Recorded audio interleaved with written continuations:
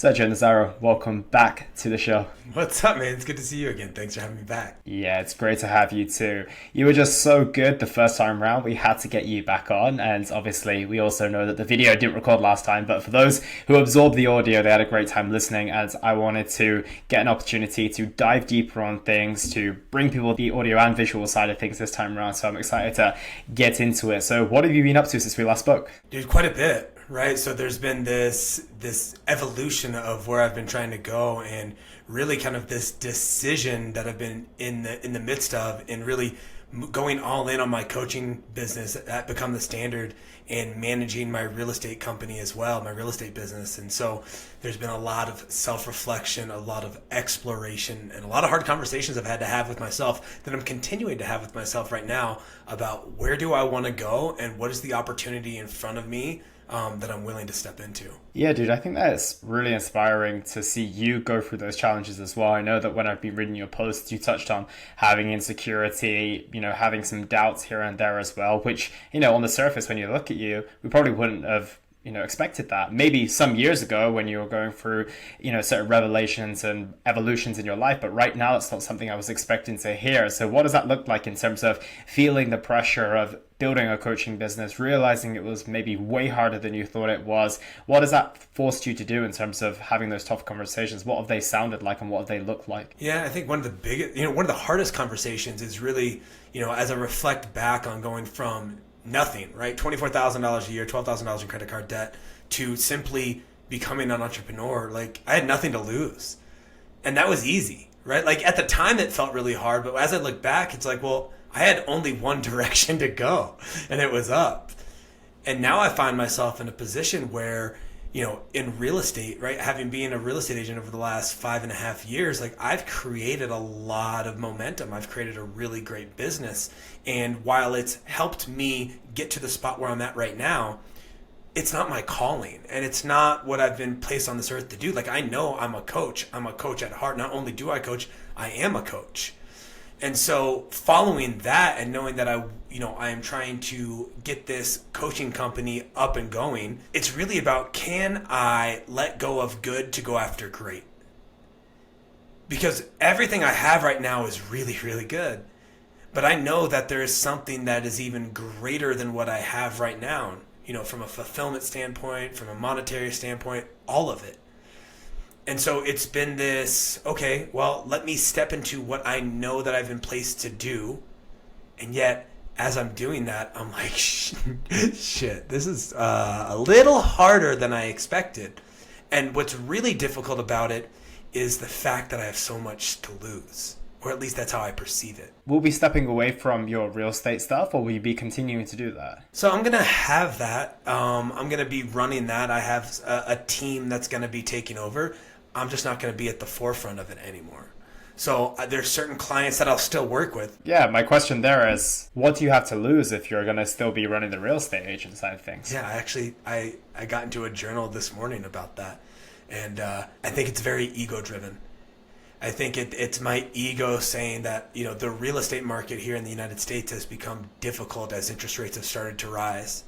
And because, right, the real estate market is difficult, I'm afraid that people seeing me start a coaching company is me actually just waving the white flag, being like, hey, I give up. And on top of that, right, like the income in real estate, for me, it's easy to make because I'm good at it. But that's a handcuff. It's easy to stay in this game and continue to make that level of money. But at the end of the day, is that really what I want to do? And so it's all just a prison that I've placed myself inside. And the reality is, it's not even a prison. I just have to turn to the left and walk out because there's no other walls. I just think there's a wall in front of me. And so that's been the difficulty of it all right now, is like this mental battle that I'm playing with myself. Yeah, because when I look at it from a third person perspective, when it's always easier to look at someone else's situation, right? It's like, you're going to still have the finances coming through. I'm sure you've put away some and you've put it into other areas as well.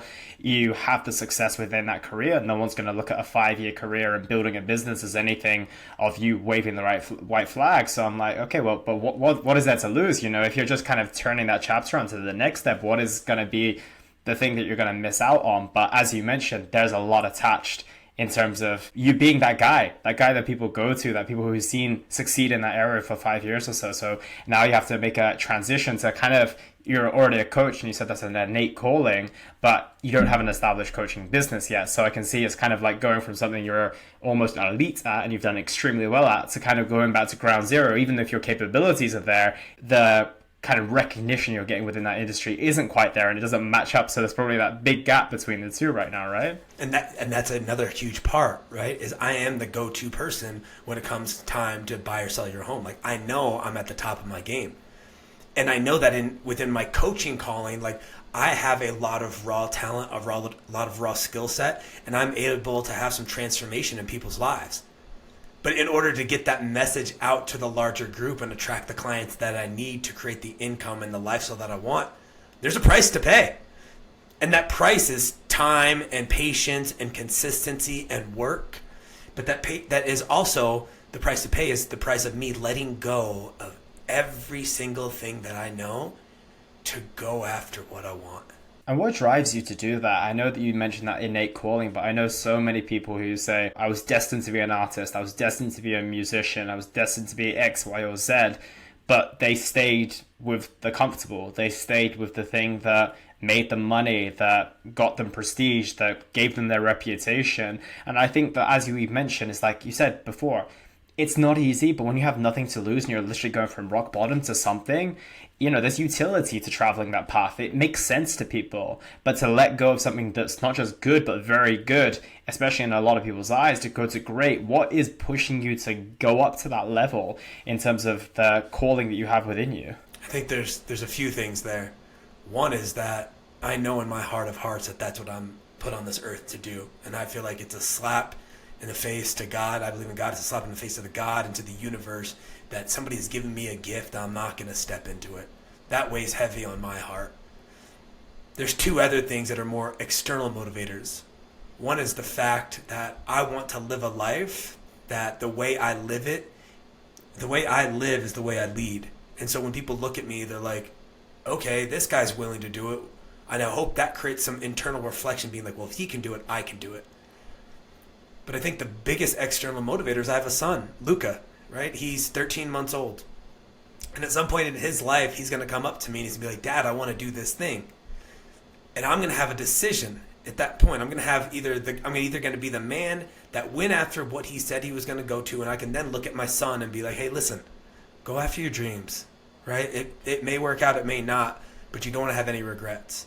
But if I've never done that myself and I look at him and I tell him to do that, my fear is that he's going to look back and be like, well, how come you didn't do it then? And to me, that's enough for me to be like, all right, well, it's my calling and it's my time, and I don't want to have that conversation here in a few years with him, so I better get my fucking shit together. Yeah, man, I couldn't agree more. And are you okay with the idea of failure, or are you someone who goes down the mindset of saying failure isn't going to be an option here? Like, there's only win or win, or there's going to be some ups and downs along the way. But do you see failure as an option? Be like, maybe I'm going to give this coaching thing a good 3-5 years, and if it doesn't work out, I'm going to potentially go back to real estate, or I'm going to try something different? Or is it something that you're going to be committed to and dedicated to make sure that it works? Like, my girlfriend has this saying in Spanish, it's like sí o sí, yes or yes, it has to happen, So is that kind of the mindset you're going at this with, or are you okay with the idea of failure? I'm okay with like hard times along the way. I just don't believe I'll fail. Like, there without a doubt, like, I can feel it in my soul that this is not going to fail. Now, I know there's going to be tough times along the way, but like the confidence and the I would say security that I have myself, knowing that it'll work out. Now, on what timeline, that's always going to be the disconnect for me, right? It's like the timeline that it's going to happen. But I know it's going to happen, and so I've always kind of been of the frame of mind, and this is where I'm also struggling, Elliot, is like this burn the boats concept. It's like, do I have to go all in on this in order for it to work for me? And I struggle with that. Like, I struggle with, like, is that the only way to do this, or are there other ways to do it? So when I think about the real estate thing, it's like, well, I don't have to burn it to the ground, right? I don't have to just burn the boats, but I have to maybe burn my connection as the front runner in this. And so when I think about this, like, I'm not concerned about failure at this at all. Now, I don't want to fail. Right? I don't think anybody's like, oh, I love failure. It means I'm getting closer to my wins. It's like, you're full of shit. Like, you don't actually like it. You can say you like it, but you don't like it. Right? We all want to win. And so I believe that with my dedication and discipline and skill, raw skill sets that I have, and then just like this faith that I'm exactly where I'm supposed to be, like, the cards are stacked in my favor. 100%, man. And speaking of, obviously, you're coaching on becoming the standard, and I don't think that we put a definition on that phrase the last time we spoke. And when I think of becoming the standard as well, I'm not sure why, but there's a ton of men who gravitate towards that kind of language, that type of narrative. And I'm curious, I've got two questions here. The first is, what does becoming the standard really mean?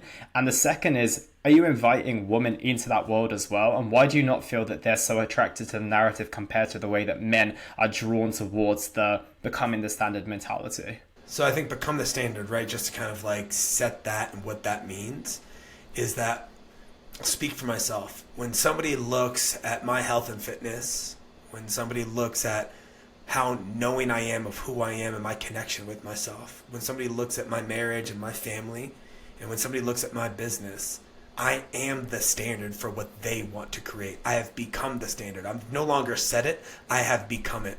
And if I can become the standard in my life, then I want somebody to become the standard in their life so that the people in their family, the people in their community, the people in their city can look at them and be like, that's the standard of what this should look like. I want to become that. And now this just becomes a movement where people are constantly elevating and becoming the standard for themselves. And in doing that, you change an entire city, you change an entire state, you can change an entire country. And so it's simply about becoming the best version of you, and that becomes the standard. Now, that is very attractive to men because we are called to be leaders.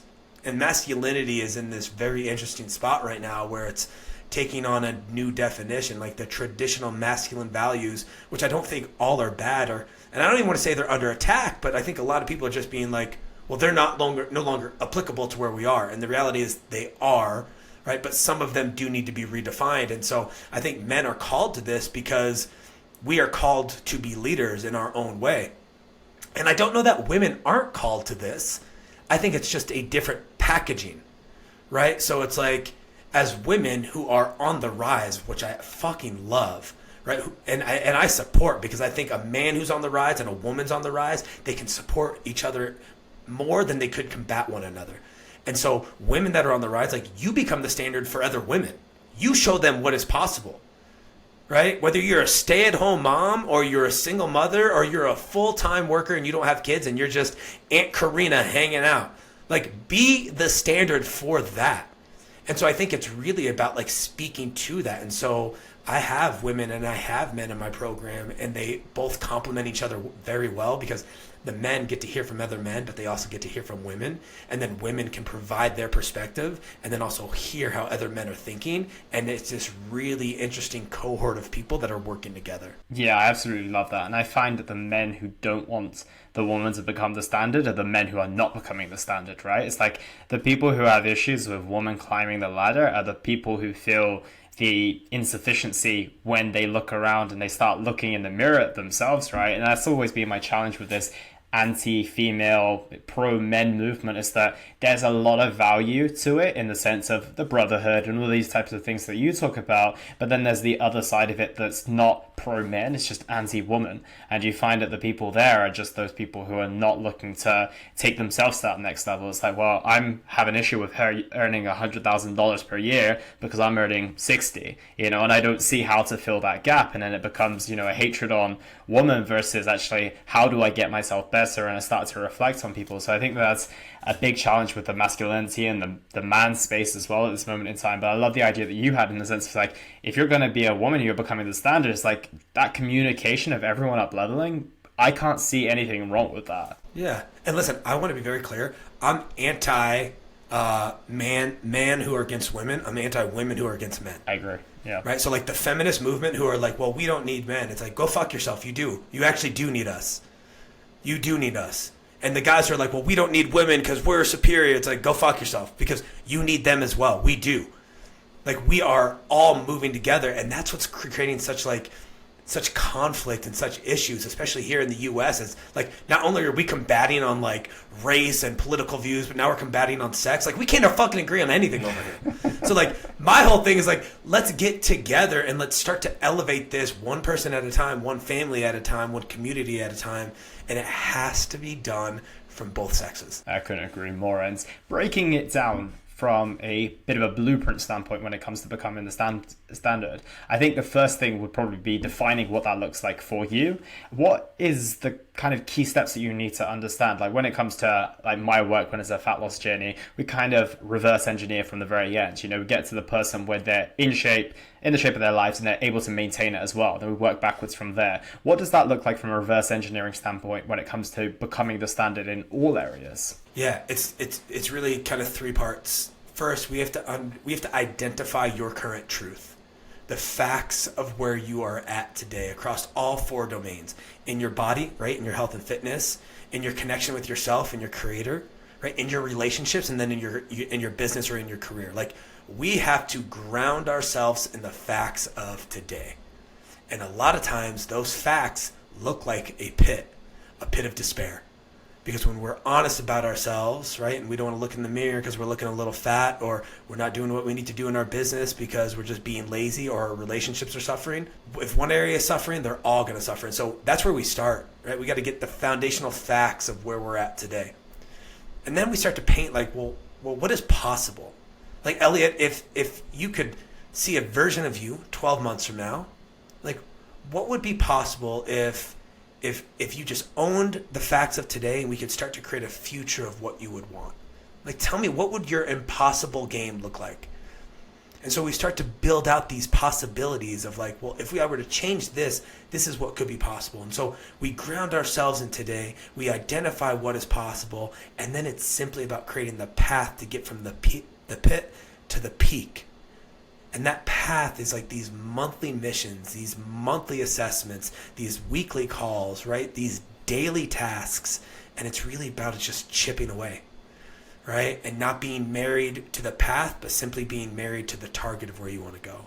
Yeah, that's super powerful. And it shares similarities, and obviously one component of yours is where you're at with your body and health, right? And it shares similarities with that. It's like, okay, we've got the bigger picture goal here. Now we need to break it down in terms of what you can achieve on a monthly basis, and also what you need to do on a day-to-day basis in order to achieve that. And the big thing that I find the challenge, and I may have picked your brains on this last time, but I want to reinforce this idea, is how do we keep all of those plates spinning? I know with high performers, it's like, of course, you can get a baseline. Like for me, I can sustain a relatively good body composition all year round. But if I'm striving to then attempt a marathon or to go to the gym 5 times a week to improve my bench press or something along those lines, like I'm taking those new steps to those goals, and I'm also trying to reach new financial numbers, and I'm also trying to be the best partner, son, brother, and all those things. How do we keep those plates spinning at such a high level? Because you hear so many people saying, you know, focusing on 5 things is going to lead you to be giving 70% in those 5 things, and focusing on that one thing is allow you to go all in.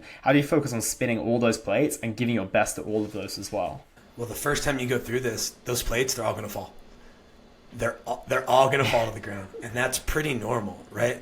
When I'm coming to you and I'm asking you to be elite in 4 different areas of your life, and right now maybe you are in 1, possibly 2. Of course, things are going to get really, really messy at first.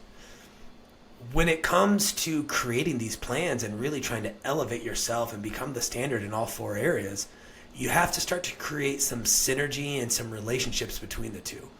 Like, why is benching 225 relevant? Like, why do you want it? Like, what is it going to get you? Do you just want to have that stat? Well, that's fine, but like, why? Whereas if it's, well, I want to be in better shape so that I can feel more confident. Well, that confidence is going to carry into your relationships. You're going to have a better sex life with your spouse. That confidence is going to impart some knowledge and wisdom and a framework onto your kids.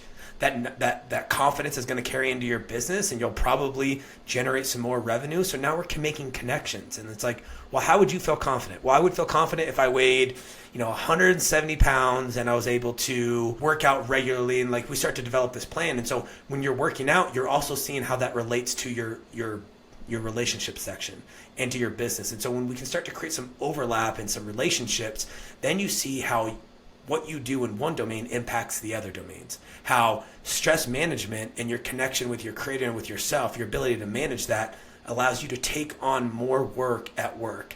Stress management allows you to stay calm with your wife and with your kids. Stress management allows you to get rid of that, probably that midsection, lower your cortisol a little bit. And so it all starts, and when you can start to see these relationships, well, then as you build your goals, you realize that they're interconnected, and that makes taking 4 plates that are spinning, and you're really just spinning 1 plate, and there's just 4 different items on the plate. Yeah, I like that a lot. I've never actually looked at it from that perspective, but you're absolutely right. If you're doing well in any one of them and you can create that link, you're probably doing well in almost all of them to some degree, right? I think the health and fitness one has a big knock-on effect. That's always the one that I tell people, like, that's why I'm so passionate about people working on it, because it has the return on investment just about everywhere. You know, if you're doing well financially, it's amazing, but you might end up, you can't pay someone to go to the gym for you. But then again, you can pay for good quality nutrition, you can pay for supplements, you can pay for someone to cook those meals for you, you can pay for a personal trainer or a coach. So in many senses, you're absolutely right. They all have that knock-on effect to each other. I've never looked at it from that perspective, but I like it because it allows people to maybe, who don't love fitness as much as maybe you and I do, to get integrated into that. And then there's the other people who maybe aren't really making that much money, but then love the fitness or something else, and they can see, well, actually finances unlocks the door to X, Y, or Z, which I also want to succeed in as well. So I like that in the sense of seeing all of those plates as just one collective plate with different portions on each of it as well. And something I'm curious about is the length of time it takes to get somewhere. As you mentioned, you know, with this business pursuit, you're not sure about the timeline per se. And becoming the standard, I'm sure, has a very different timeline to just about anyone who's on that path. Do you find that there's a lot of people who get, you know, let's say 50, 60, 70% of the way on that path and then start looking around like, I've gone an incredible distance and I'm looking down, it's a very, very far way down, but it also still looks like a long way up. How do you encourage people to keep going during that moment where they feel close, but they still don't feel like quite there? Yeah, I think a lot of us lose sight of how far we've come. And in losing sight of how far we've come, we either give up on continuing to go, right? Or we feel like we've already arrived. And so in my experience, the best way for us to really ground ourselves is through like a little bit of gratitude. Like, let's go back and look over the last 3, 6, 9 months and let's see how far you've come. Like, let's go through a series of journaling questions and let's start to really express some gratitude on what we've accomplished. And if we can do that on a regular basis, I try to have my clients do it once a month. Let's express some gratitude towards yourself on how far you've come. That's going to give you the fuel to motivate you to continue to go. And it's also going to ground you in the fact that, like, hey, that thing that you were complaining about, that was only 3 weeks ago. Right? You think it was 6 months ago. It was 3 weeks ago. So let's just relax on how far we've come, because now you're starting to accelerate your results. And so oftentimes when we lose track of how far we've come, we lose track of who we once were. That either shows up as doubt or that shows up as arrogance. And so the ability to reflect a little bit allows us to kind of close the gap on that, and it allows us to ground ourselves where we are, have some appreciation, but also be humble with what we've done, knowing that there's still work to do. For sure. And do you find that the gratitude thing sometimes doesn't land super well? I know I have clients who they are maybe a little bit hard on themselves for how much weight they lost or how much progress they made in the gym this month. But then, like you said, you open them up to where they were 3 to 6 months ago and it's light years better, yet they still have this idea of like, well, it's not good enough, I'm not reaching my potential, I should be here. Do you have any advice for those people who find that they can express gratitude, they can reflect and see how far they've come, yet it just doesn't seem to land with them? Is it a therapy job, or is it something that we can do on our own? It's funny, we were talking about my trip out to Utah before I got on this podcast. And one of the things that we as humans, we just have like this innate thing where we are always focused on the destination. Always. Almost all the time. We think that once we get there, we'll be happy. Once we do this, that'll be it. Once we get there, the work is over. And the destination makes up about 1% of the entire process. And so the reality is the journey, if we can start to appreciate the journey, appreciate the work we've done, appreciate how far we've come, no matter what happens, when we get to that destination, we're still going to move the goalpost on ourselves and say it's not enough. And so I encourage my clients, I just look at them and be like, listen, we've set these goals and I can almost guarantee you that we're going to get there. But if we get there and we haven't appreciated the work that's done along the way, we're going to get there and that moment is going to fall flat. Like there's not even going to be a response from you. You're going to look at it and you're going to completely dismiss everything you've done, everything you've accomplished. And so part of my responsibility as a coach is to make sure that the journey is something that is landing on them on a regular basis. That the journey is something that they're learning to appreciate. That where they are in this path is simply allowing them to continue to get to where they want to go. And so that's part of my role and my responsibility. And the reason I do that is because there's been plenty of times where I've climbed the ladder, got to the top, and I was like, wrong fucking ladder, right? And it's because it was actually the right ladder, but I never gave myself the grace and the appreciation and the gratitude along the way to like look and just be like, damn, we've come so far. So I think it's on us as coaches to make sure that we help them see that each step along the way until they start to see it themselves. Yeah, I couldn't agree more. And coming back to this concept of becoming the standard, is it realistically an impossible goal based on what you just said? You know, every time that we become the standard is just going to get higher. So is it becoming the standard, then setting yourself a new standard? Is it kind of a pursuit in a way that we know that we're never really going to reach it, but we kind of want to keep striving for more and more and more? Is that kind of the idea behind it, that there really isn't a finish line? It's just continuously reaching different checkpoints and traveling and traveling and traveling?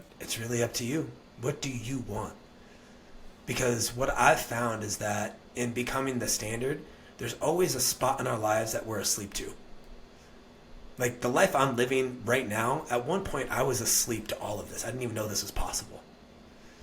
And then either through trauma or pain or something, I woke up to what was possible. And in waking up to what was possible, I was like, all right, well, now I need to start to figure out how to get the skill sets and the mindsets that I need and the resources in order for me to achieve what I see is now as possible. So I start to get those, and then I take those and I put those into actions, and I'm starting to get some results. And when I get those results, well, then I'm like, all right, well, let me see how fast I can accelerate these results. And so I start to eliminate the things that aren't working, I accelerate the results, and then all of a sudden I've ascended to the top of this. I've become the standard. Only to realize that as I'm at the top of this mountain, I'm looking and I can see all these other different peaks that are the potential of where I can go. I can either hang out here, or if there's something that I'm calling based on the new perspective that I have, and I go look and I'm like, I want to go that way. And so I go that way only to realize that now I'm at the base of the peak and I'm asleep to what could be possible. And so the cycle just starts over and over again. And when I say that to people, they sound like, well, that sounds exhausting. And I go, yeah, it's exhausting if you're climbing the wrong mountain.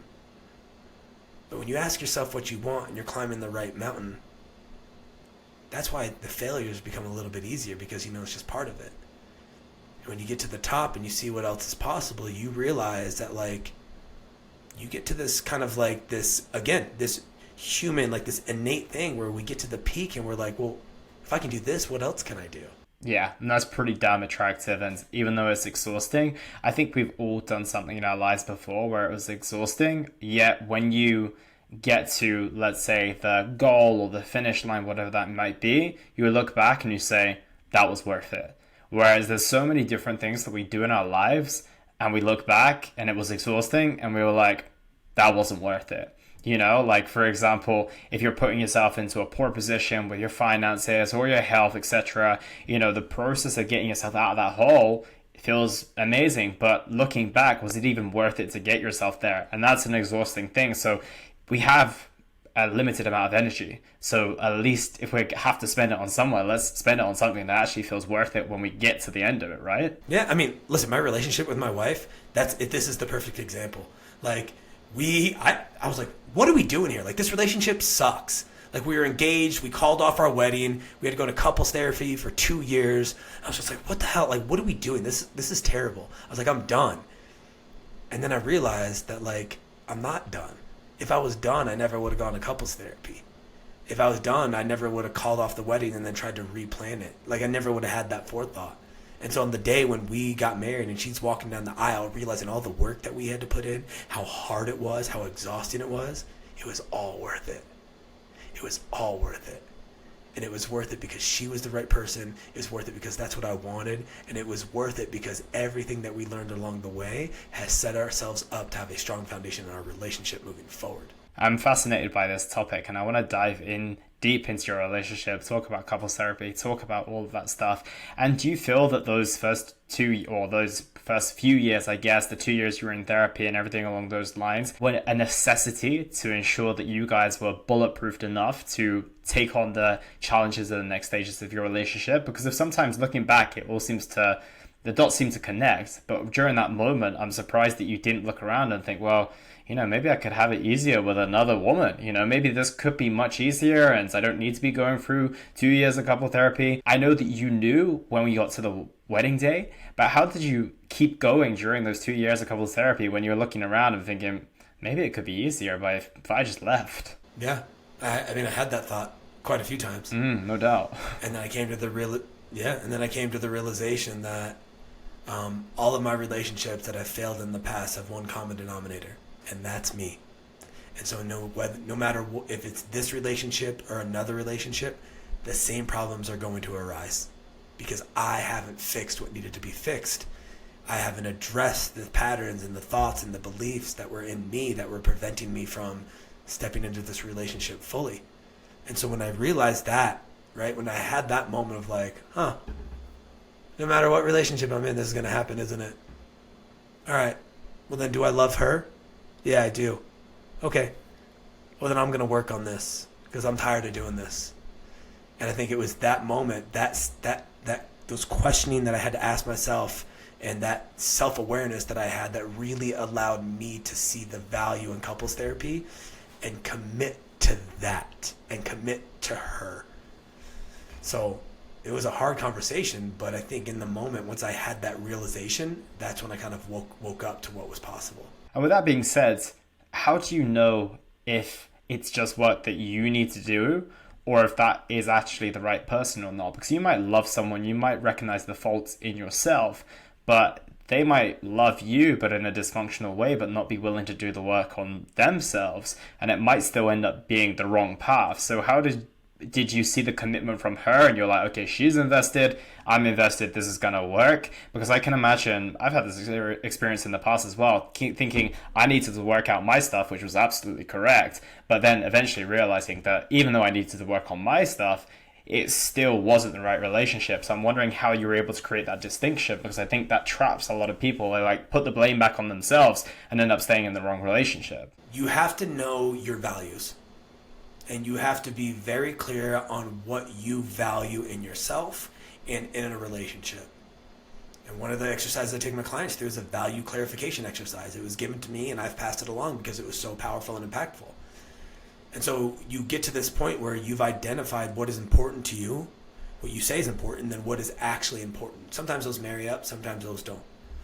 But when you can reconcile that, and then you can look at the partner and be like, okay, well, they are in alignment with my values. They're committed to the relationship. This is simply just about us working through some of our baggage. Cool, I'm in.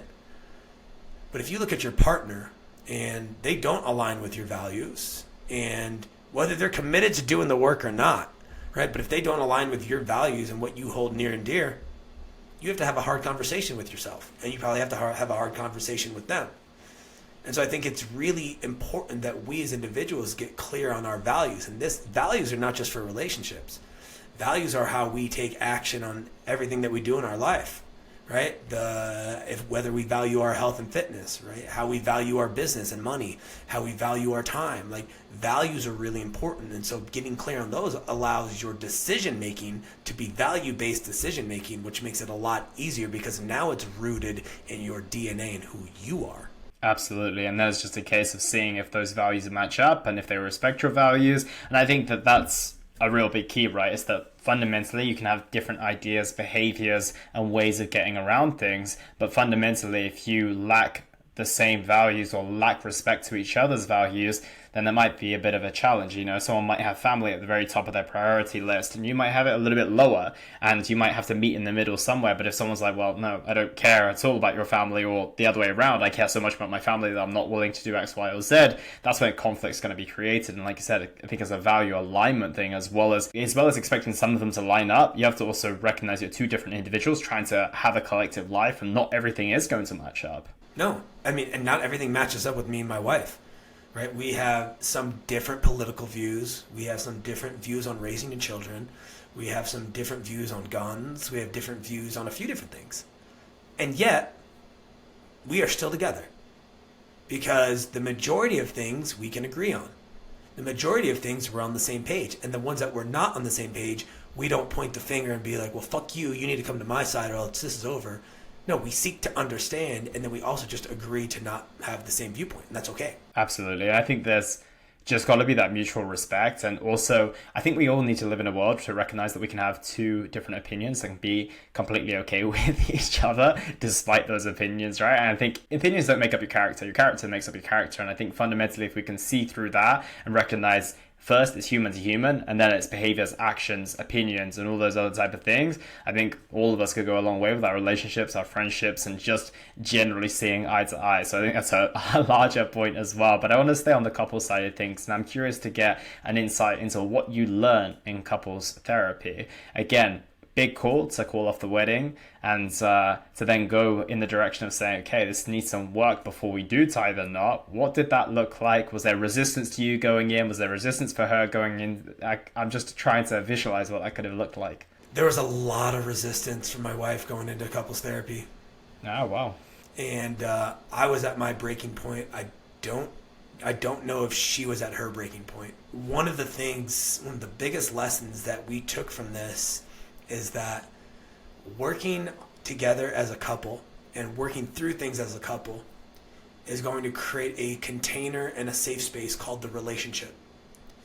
And in that container, when that space feels safe and that space feels like it has a strong foundation, and that can look like both of you committing to couples therapy, both of you showing up and doing the work, both of you being open and honest, right? That creates a very safe container.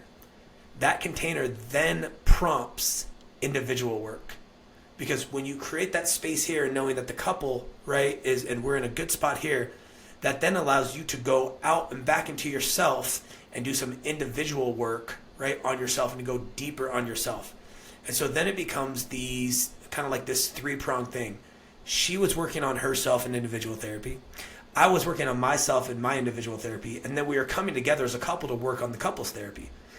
And I think to a lot of people that, even my parents were like, you don't need couples therapy, right? Like that's you don't need that. Like maybe you just need to not be with her. I'm like, I get that, but you guys also haven't been exposed to what therapy is like, so you don't really have a accurate assessment of what this is. And so a lot of people, us talking about all the therapy that we were doing, they were like, this seems like overkill. And yet to us, it made perfect sense. And so one of the biggest lessons was like, you have to work on yourself individually, and the work that you do individually will support the relationship, and the work that you do in the relationship simply just creates the space for you to go do and feel comfortable to go deep in on the individual work. And that to me was just like this really harmonious, beautiful relationship between the two. Dude, preach. I love that. And I really think that a relationship is probably one of the best mirrors that you can experience.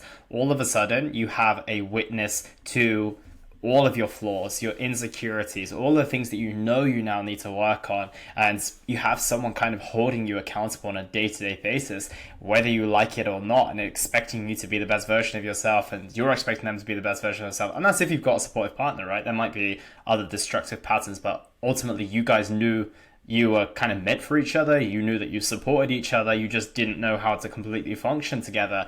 And that's the thing. It's like when you look around, you're like, okay, well, there's no one to hide anymore. Being single is easy, or having shallow relationships is easy because of no one's holding me to the standard. No one's holding me to the standard that I should be holding for myself, nor are they holding me to the standard of a relationship. But now I've got someone looking at me and looking at themselves. Like you said, there's no other option than to level up, or it's level up or leave. Yeah. And the greatest part about this, Elliot, is that the more honest Lizzie and I are with each other. And at each level, there's a depth to this honesty and our truth. Like sometimes your partner can't handle the truth in that season. But as the relationship deepens and creates like some, has some additional depth to it, your ability to speak the truth and to go in on certain topics becomes more possible. And so at every level, you elevate and have deeper, harder conversations. But the partner, either side, has to be ready for it. 100%, man. But that's where some of the best things come out of, right? Like that's ultimately what you want from a partner. Like life isn't easy and it requires those tough conversations, because if those tough conversations don't happen, then that's where resentment comes in, that's where unspoken feelings comes in, and that's where, that gets projected into other areas of your life, to your children, and then that's just a whole bunch of trauma that's going to be passed down, and none of us want that, right? And it's great that you guys had that, but A, before you tied the knot, and B, before you had children as well, which is super, super powerful. So props to both of you for doing the work. And I'm curious, you mentioned one of your big learnings was, essentially go do the work on yourself so you can, facilitate your partner's work and facilitate the work of the relationship. What are two other pieces of advice that you would have given to Sergio at the very beginning of that relationship? And had you known right now all the things that you know? Ooh, some pieces of advice. You don't know everything, Sergio. Even though you've been in therapy and you've been doing the work on yourself, there is now a whole other half to this conversation, and you need to be open to just the idea that you may not know everything, right? Because those first few therapy sessions